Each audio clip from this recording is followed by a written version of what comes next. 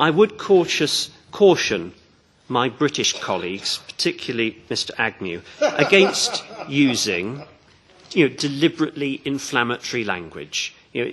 Sometimes you do it, I think, to impress people back home, but when you're trying to achieve a change, an important change, I think you should speak respectfully to members from other countries and respect their point of view. And what I would say to other members of this committee is if you do hear an awful lot of rude language from a colleague from UKIP, please discount it.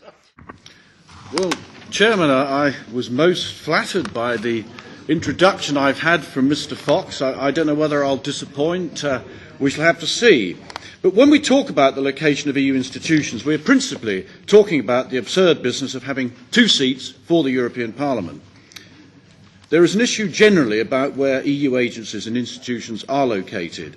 The chance of having one of these located in your own country is the EU equivalent of dangling bananas in front of chimpanzees.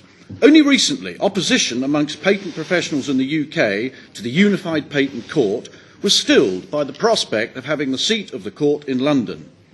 The EU understands only too well how principle may be stifled by the prospect of some luscious low-hanging fruit. That is how rotten this place is. A quick gift and all will be settled. But the one issue that really outrages my constituents, and here Mr Fox and I are in complete agreement, is the monthly business whereby thousands of people are forced to travel for hours to a French provincial city, spend a week living out of a suitcase, then travel once more for hours back to Brussels, all for the privilege of passing yet more laws to weigh down British small enterprises. Thousands upon thousands of hours of work are thus wasted, hundreds of millions of euros squandered, all to satisfy French vanity and for the British taxpayer to subscribe to a French job creation scheme and to keep the Strasbourg economy afloat, thus saving the French taxpayer the expense. All this money is wasted needlessly and at a time when more than 50% of Greece's youth has been thrown out of work. Now, I know there's a member here who does not like me talking about Greece. However, at the second Greece bailout cost my country about £10 billion, so therefore we do have an interest in what is happening in Greece.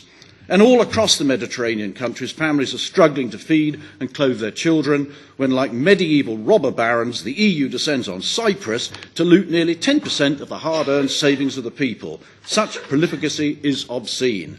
Come 2014, we in UKIP will draw this obscenity to the attention of the UK voters, and they will give their verdict.